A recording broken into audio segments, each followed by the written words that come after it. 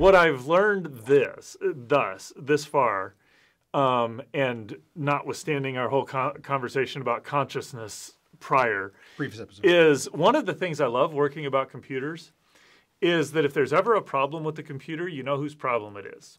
It is not the computer. It's your fault. You've done something wrong. Because what you program is what you get. Now, what you program and what you thought you programmed may not align, but what you program is what you get. So this is my question in, could a supercomputer ever calculate that? For the supercomputer to come to that calculation, we have to program into it how to think about it. So in that very real sense, the supercomputer would be limited by our capacity to think.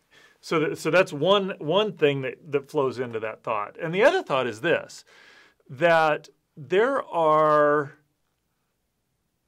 historical events that we can assign probabilities to. But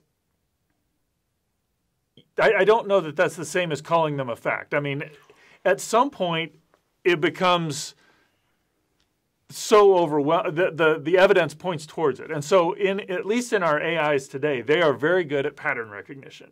They can say, given this means this or whatever. And so I could see where you could make AIs that are able to collate and assimilate all this data.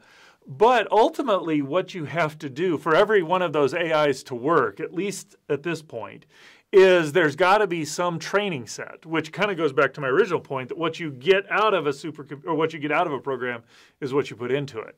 So I think that what a computer does that humans cannot do is just the sheer volume of data that they can process.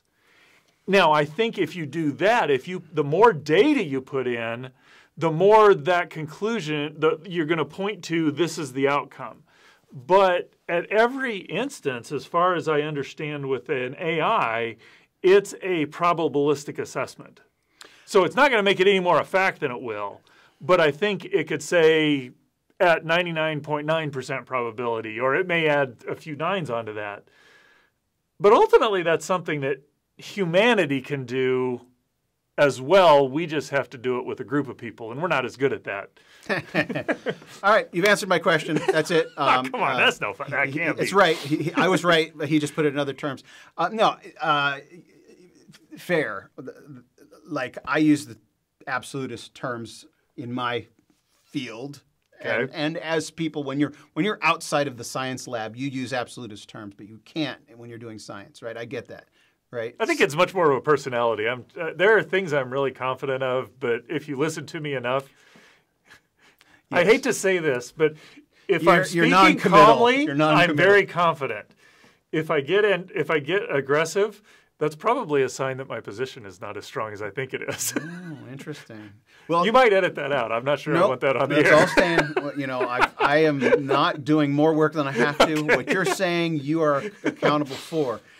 No, but your points are all essentially you're fleshing out what I really mean. Okay. So when I say a computer will definitively say that Jesus rose from the dead, it's all in probabilities. And even as common theme, this guy J.P. Moreland keeps coming up. He's an influential character.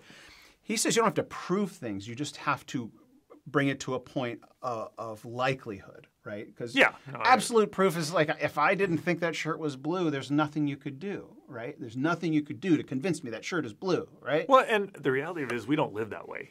Exactly.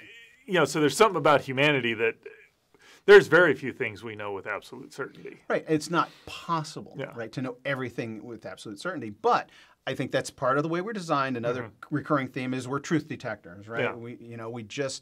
And some people are better at reading people or reading information and processing it than others, but we all are able to determine likelihoods of believability.